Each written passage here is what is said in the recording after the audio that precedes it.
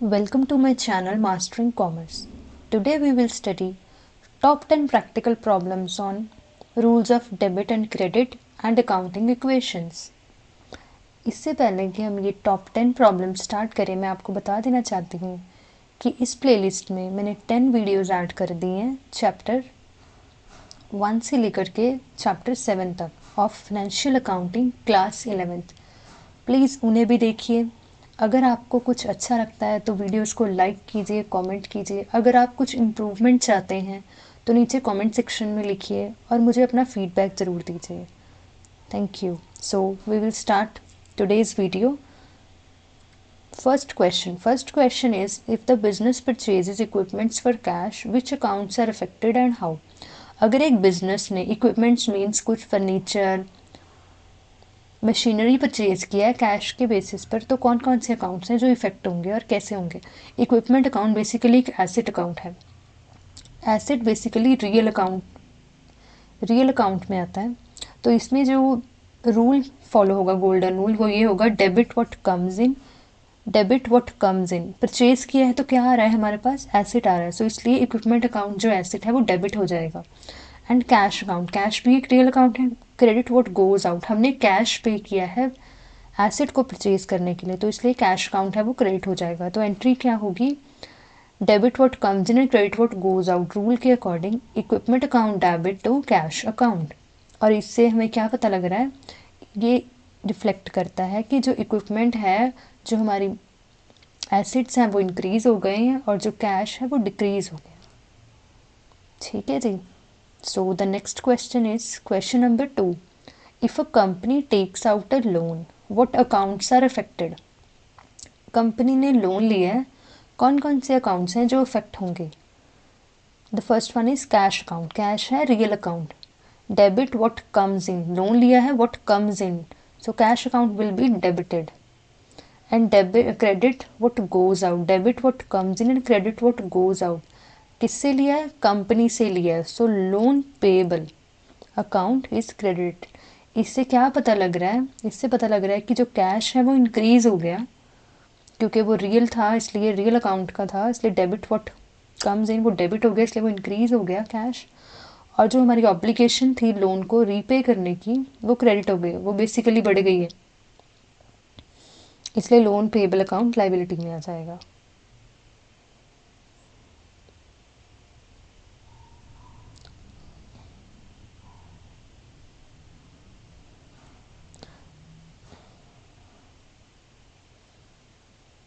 सो basically ये same question ही आ गया कि if a company takes out loan what accounts are to be. इसे हम पर्सनल अकाउंट के बेस पर भी देख सकते हैं।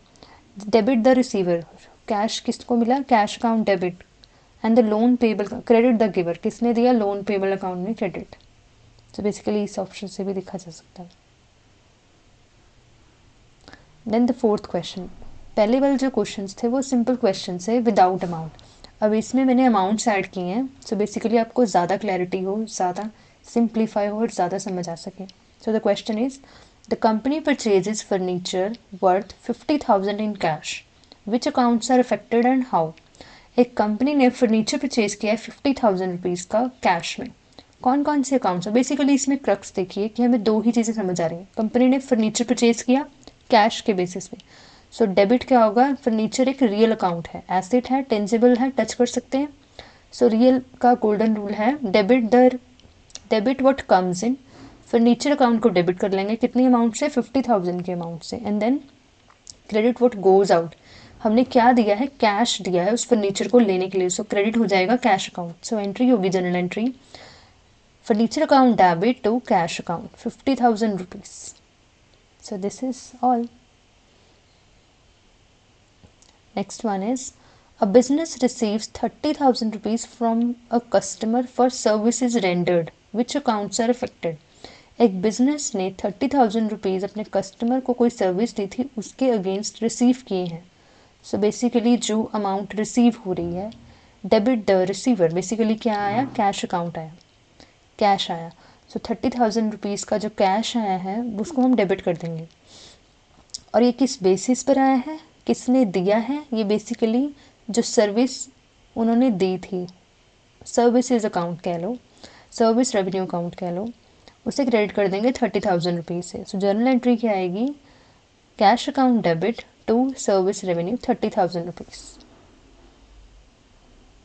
So the next is a company pays 10,000 rupees for utility bill. Which accounts are to be affected? Utility bill is basically like electricity bill हो गया, water bill हो गया, these kind of expenses. एक कंपनी ने पे किए हैं 10,000 rupees. सो पे किए हैं तो इसमें थर्ड होगा नॉमिनल अकाउंट, एक्सपेंस है ना, पे किए हैं, एक्सपेंसेस पे ऑफ कर रही है कंपनी। सो रूल है इसका, debit all the expenses and losses and credit all the gains and profits. Debit all the expense, expense क्या था, utility expense account, that is debited bye 10,000 rupees. पे of क्या किया है, कैश अकाउंट, कैश पे किया है 10,000 रुपीज़। सो कैश अकाउंट है बेसिकली हमारा रियल अकाउंट, सो उसका है credit what goes out, cash जा रहा है तो उसे क्रेडिट कर दो। So basically utility expense account debit 10,000 rupees to cash account 10,000 rupees. So the next question is, an owner invests 1 lakh rupees in the business. What are the effects on accounts? एक owner ने 1 लाख रुपए अपने business में invest किए हैं, business में लगाए हैं उसे शुरू करने के लिए, उसे ग्रो करने के लिए बेसिकली। सो इसमें भी होगा debit the receiver credit the giver. Basically क्या आया है, बिजनेस पॉइंट ऑफ व्यू से हमने देखना है, बिजनेस पॉइंट ऑफ व्यू से, बिजनेस एंटिटी की कंसेप्ट से कि बिजनेस अलग है, ओनर अलग है, उस अकॉर्डिंग हमने इसमें एंट्री करनी है। So basically cash account debit, debit what comes in, credit what goes out. Debit क्या हुआ, कैश अकाउंट डेबिट हुआ 1 लाख रुपीज़ से। बेसिकली इसमें पर्सनल अकाउंट के रूल्स आएंगे, debit the receiver and credit the giver, क्योंकि बिजनेस का जो ओनर है वो पर्सन है, वो बेसिकली लाइक आर्टिफिशियल कंपनी, मतलब कंपनी होता है, नेम होता है पर्सन का। So debit the receiver and credit the giver, cash account debited by 1 lakh rupees and owner equity account will be credited by 1 lakh rupees. So the journal entry will be cash account debit to owner capital और capital account by the amount of 1 lakh rupees. Next question is, a company borrows 20,000 rupees from the bank. Which accounts are to be affected? एक company ने बोरो किए हैं 20,000 rupees from the bank. Debit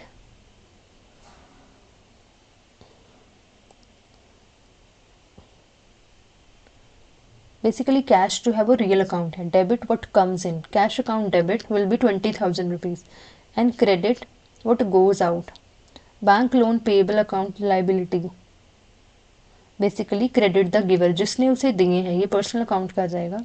cash account will be debited by 20,000 rupees and bank loan payable account will be credited by 20,000 rupees. So basically journal entry क्या होगी, cash account debit 20,000 rupees to bank loan payable account credit with 20,000 rupees.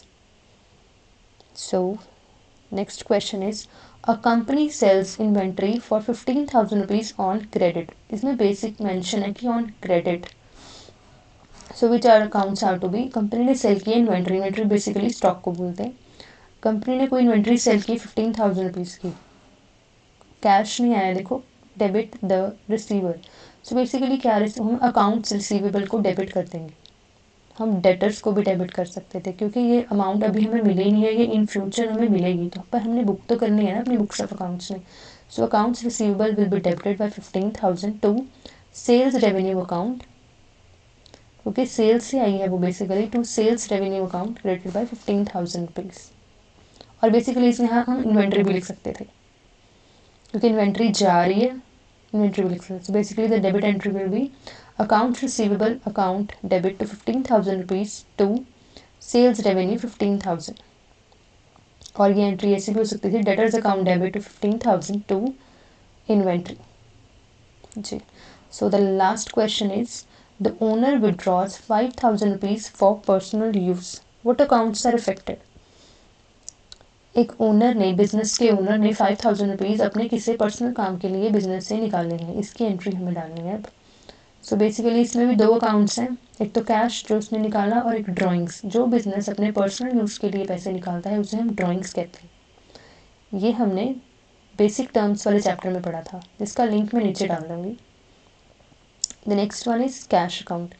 So entry क्या होगी, drawings debit the receiver, drawings owner's drawings account debit to 5,000 rupees to credit what goes out, that is cash account is real account, so cash account will be credited by 5,000 rupees. So journal entry will be owner's drawings, or say drawings account debit to 5,000 rupees to cash account 5,000 rupees. So this is all about this chapter. Thank you so much for watching my videos. Please like, subscribe and comment down in the comment section below. Please अपना feedback दीजिए. Thank you so much.